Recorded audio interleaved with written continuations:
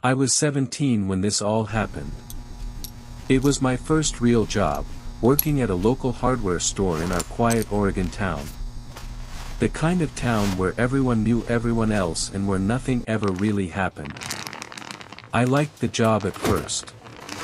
It was simple and most of my coworkers were friendly. I quickly fell into a rhythm with the cashiers and some of the stock workers, especially during the slow hours when there weren't many customers. When that happened, we'd all gather near the front of the store, just chatting about random stuff like what we watched on TV, making fun of the older, quirkier employees and complaining about customers, that sort of thing. It was one of the few times during my shifts where I felt like I wasn't just standing behind a register staring at a screen or a blank wall all day. Depending on who was the shift supervisor for the day, it would either be relaxed or more strict. Like if a younger supervisor was working, it would be more chill. People would be on their phones and people would socialize by the front. There was one coworker who I didn't know well at first, a guy named Kyle.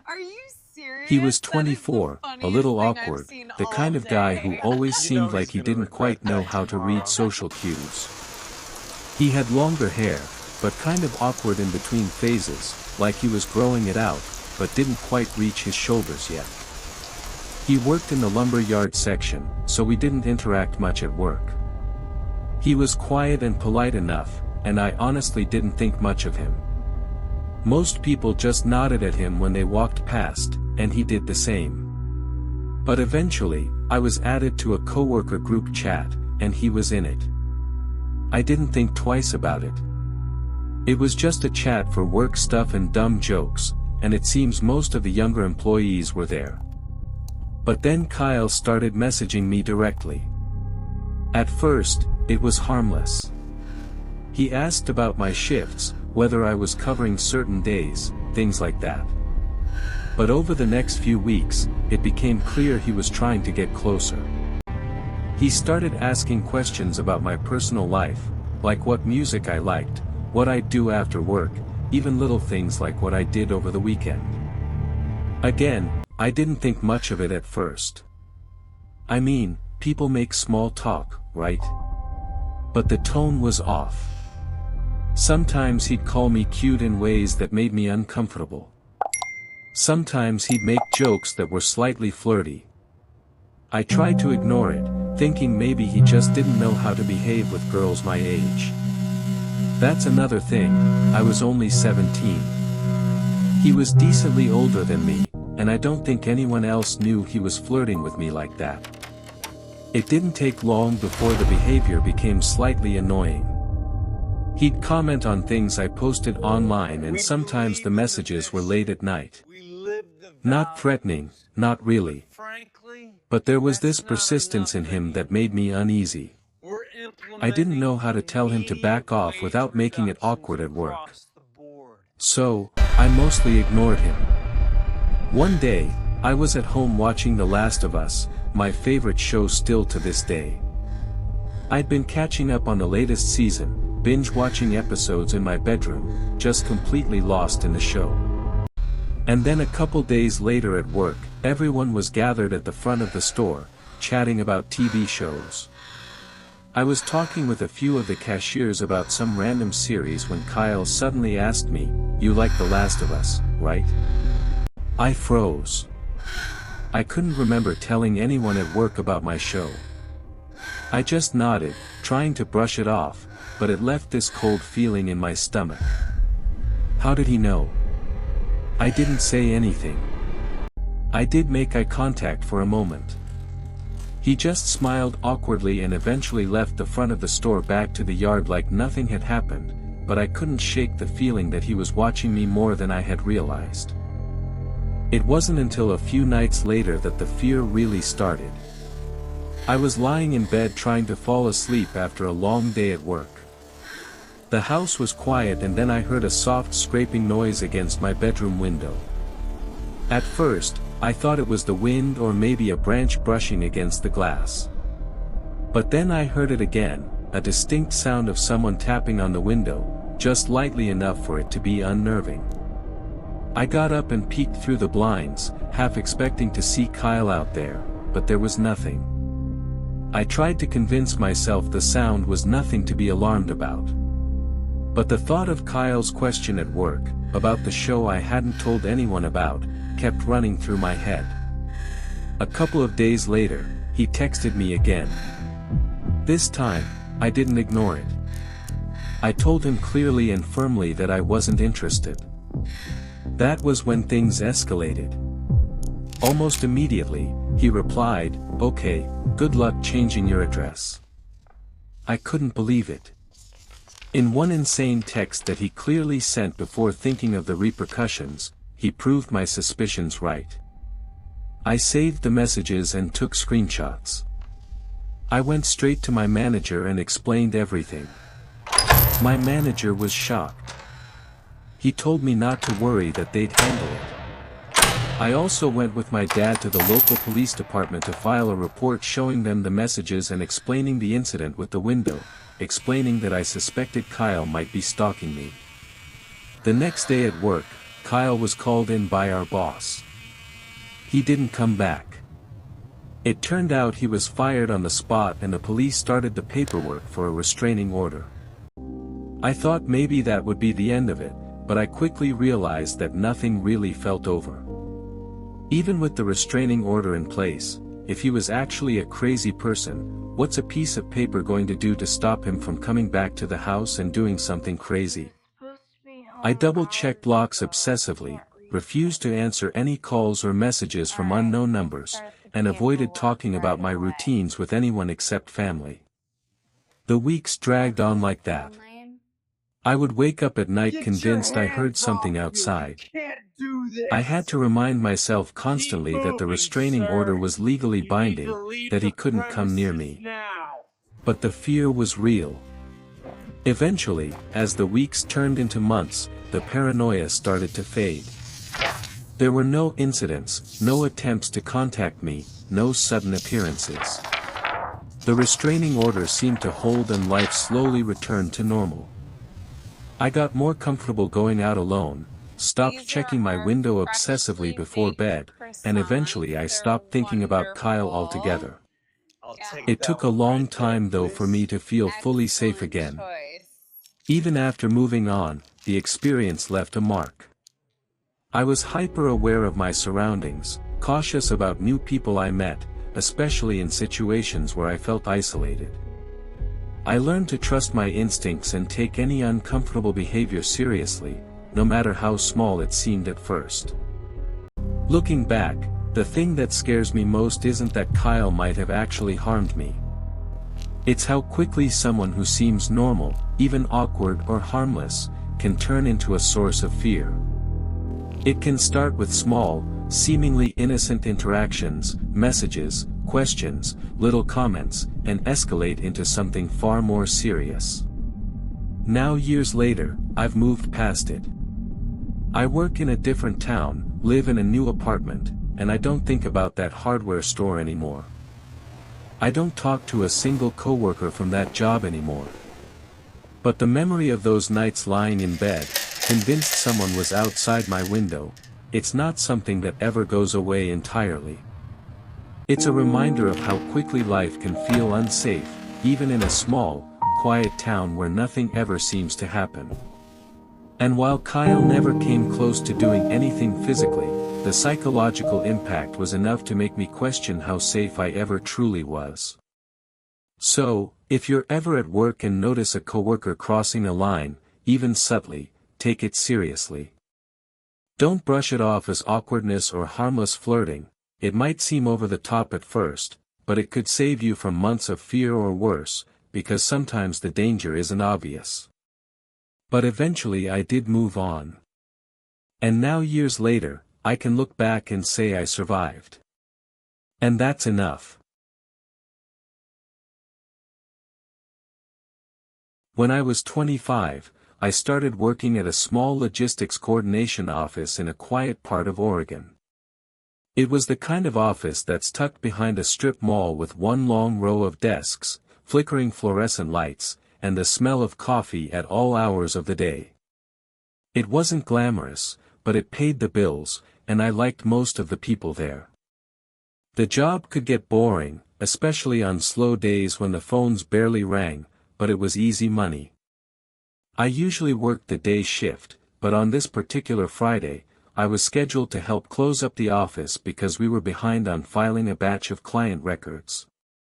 There was a big storm warning that afternoon, the kind that takes over the entire local news broadcast. The moment I woke up and looked out the window that morning, I knew it was going to be a dark, stormy day.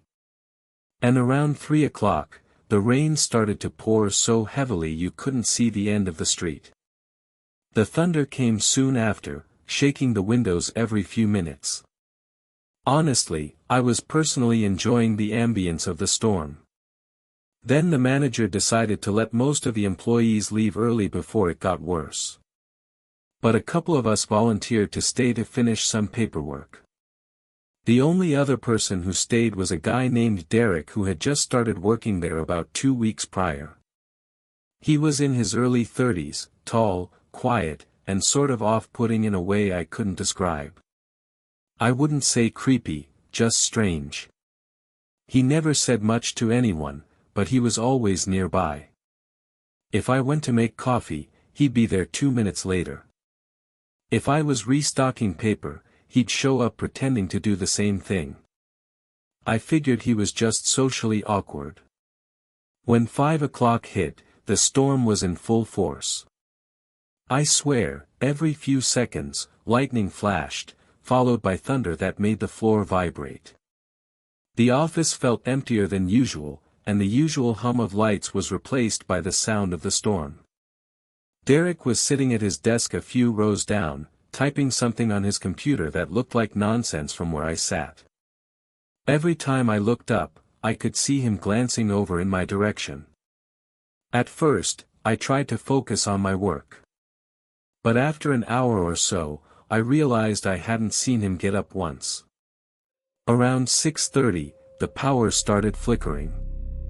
Both of us made the same nervous laugh when the lights dimmed, but he didn't say anything. The next flicker lasted longer, and when the power finally went out completely, the office went silent, except for the rain. The emergency lights kicked in, leaving everything bathed in a faint orange glow. I said something about maybe it being a good time to head out, but Derek didn't respond. I heard the sound of keys jingling and then the front door locking. He muttered something about how it wasn't safe to go outside right now. I thought maybe he was just trying to be helpful, but something about the way he said it gave me chills. I went to grab my bag and jacket, figuring I'd wait it out for a few minutes before heading home. The power outage made the whole building feel smaller. The emergency lights barely lit the hallways, and the storm outside was deafening. When I came back toward the front, Derek was standing near the door, just staring out into the dark parking lot. The rain was falling so heavily you couldn't see anything past the glass. I told him I was going to make a quick call to my partner to let them know I'd be home soon. He didn't say anything again. He stood there staring out the window. I walked toward the break room, but when I tried using my phone, there was no signal. I figured the storm must have knocked out the tower. I tried the landline, but the line was dead, too. I turned around to go back to the main office and nearly jumped when I saw Derek standing in the doorway. I hadn't even heard him walk up. He was holding a small flashlight under his chin, casting shadows up his face. He had this half-smile like he thought it was funny. I forced a nervous laugh and told him he scared me. I then asked him again about unlocking the door so I could leave, but he said something about it not being safe yet and how it was better to wait until the worst of the storm passed. I said fine, but inside I was starting to feel nervous. He kept watching me. I decided to move to my cubicle to pack up my stuff, pretending to be calm. I wanted to wait for a lull in the storm and then get out. When I looked up again a few minutes later, Derek was gone. I figured maybe he went to the restroom. I took the chance to head to the back door instead of the front one. I knew that one led to a small parking lot behind the building where my car was. When I reached it, I realized the handle wouldn't move. The door was chained shut from the inside, like someone had looped a chain and padlock around it. We had never done that before. I turned around and saw the faint glow of the flashlight coming from down the hallway. I ducked into the supply closet next to the break room and closed the door quietly. Trying to keep my breathing under control, I could hear Derek walking slowly through the hall. And then I heard him call my name. He sounded like he was trying to sound comforting. He said he just wanted to make sure I was safe. I didn't move or say a word. My heart was pounding so hard I thought he could probably hear it. He walked past the closet and for a few seconds I could see the thin strip of light from the flashlight shining under the door. Then it disappeared. A loud crack of thunder made the building shake. The sound of rain got even louder for a second and I realized part of the roof above the break room must have been leaking. I waited, I'd estimate 10 minutes before I finally worked up the nerve to open the door a little. The hall was empty. The flashlight beam was gone. I stepped out carefully and made my way toward the front again. When I turned the corner, I froze. The front glass door had been shattered completely. Rain was blowing inside across the floor, soaking the carpet. Derek was nowhere in sight. I hesitated, wondering if he had gone outside. But then I realized this was my only chance. I ran out the door into the pouring rain and sprinted for my car. I didn't even care that I was getting drenched. My hands were shaking so badly I could barely get the key in the ignition. I sped out of the parking lot without looking back once. When I finally got home, I locked every door and sat in my living room shaking, watching the rain pour against my windows. I didn't sleep that night. The next morning, I called the office and told my manager what had happened. He didn't believe me at first until he got there himself and saw the broken glass. He called the police who showed up and took a statement from me when I was at the office. They said they'd look into it, but it sounded like Derek had just taken off.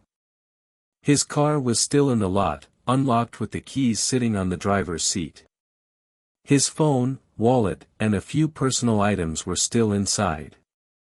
The security cameras had been turned off manually before the power outage, which meant he must have done it earlier in the night.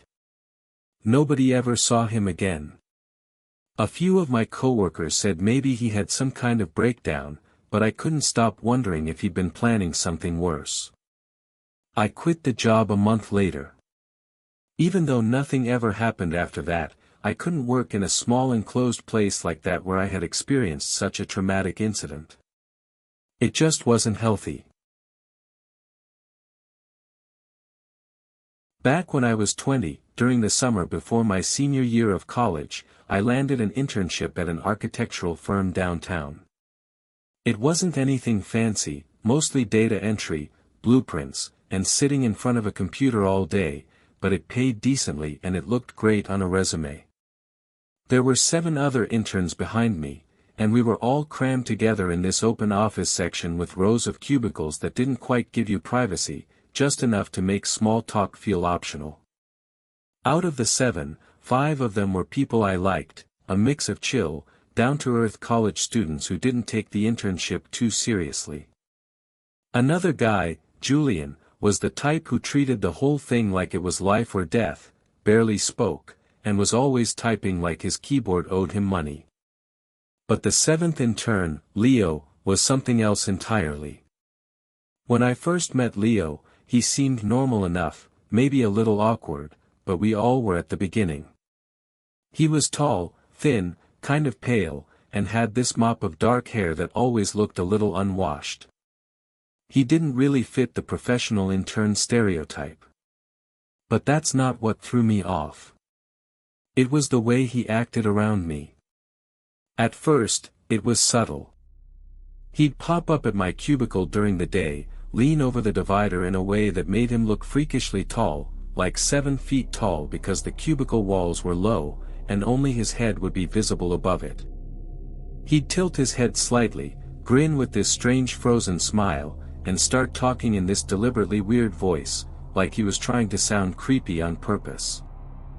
I'd laugh it off awkwardly, pretending I thought it was funny, but I remember thinking it was an odd thing to do in a professional setting. He'd say random stuff like working hard or hardly working Caleb in that slow unnatural tone and then hold the smile for way too long. The first couple of times I figured he was just being quirky or trying too hard to stand out. Some people at internships are awkward like that, so I didn't want to make a big deal out of it. But then it started happening more often. Every single day, at least once, I'd see his head slowly rise above my cubicle wall. That same stretched grin plastered across his annoying face, and he'd start some bizarre conversation that didn't make sense. Sometimes he'd make jokes that weren't funny or mutter random phrases that didn't relate to anything. And every time he used that same unsettling voice, like a soft voice, in a kind of taunting way.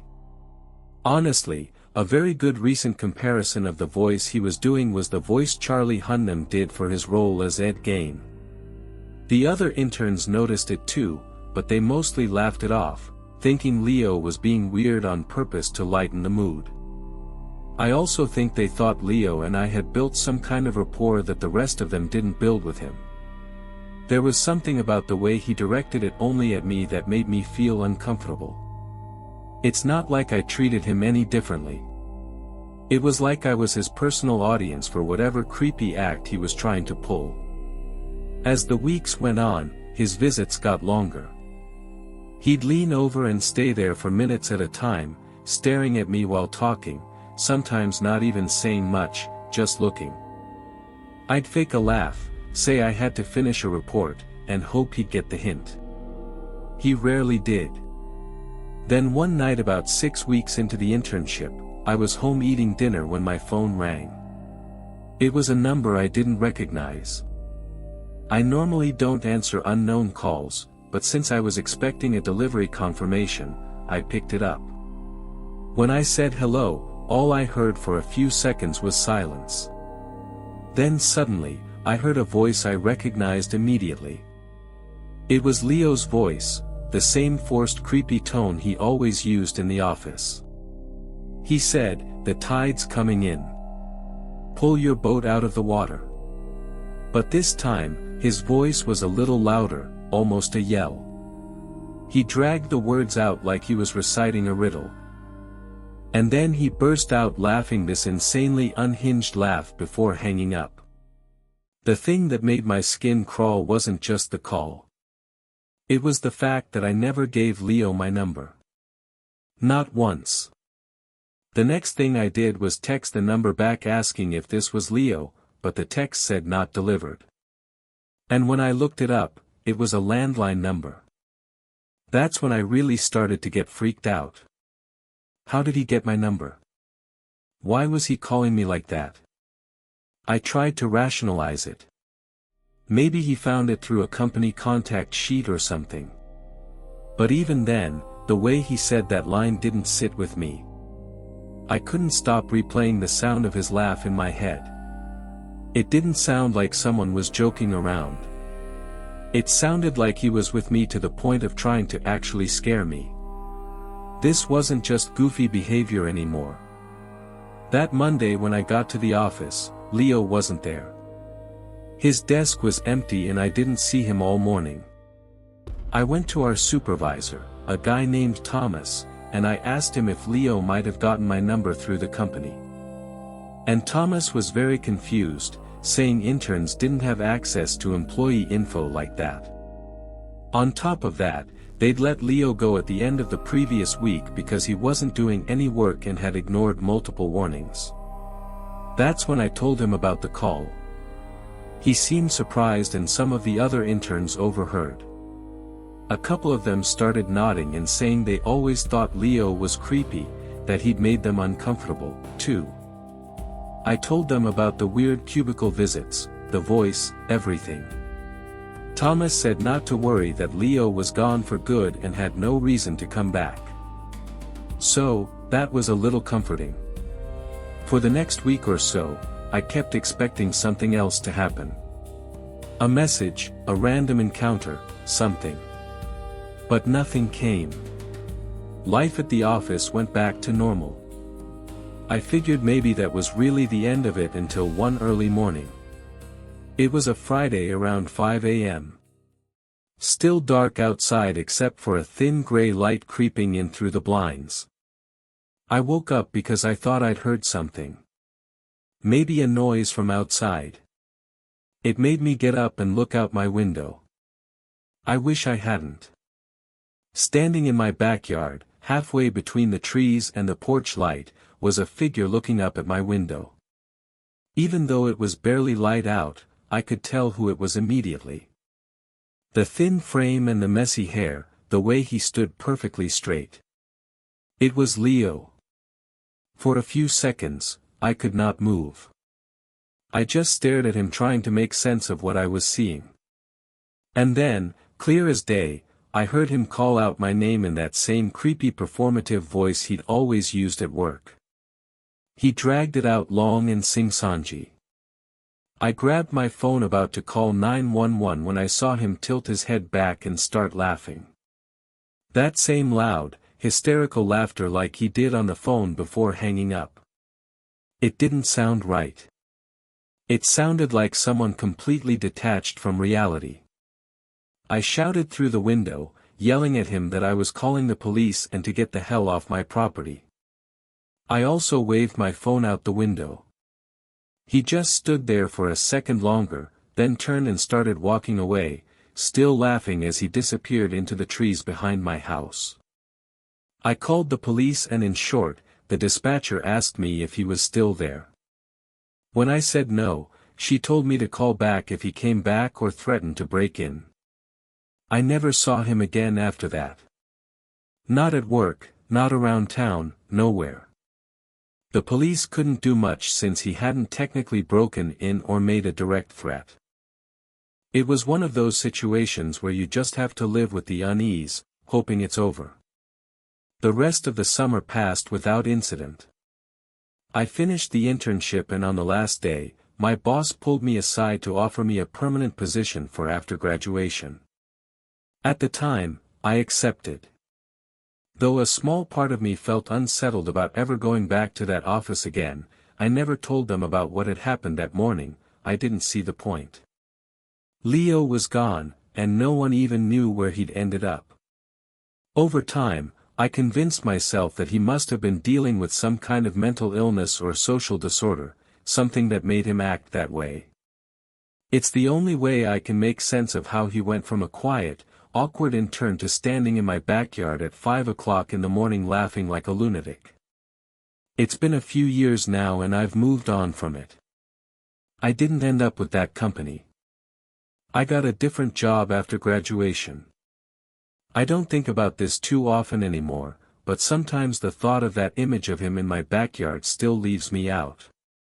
I still wonder how he got my number, how he found my address, and what he wanted that morning.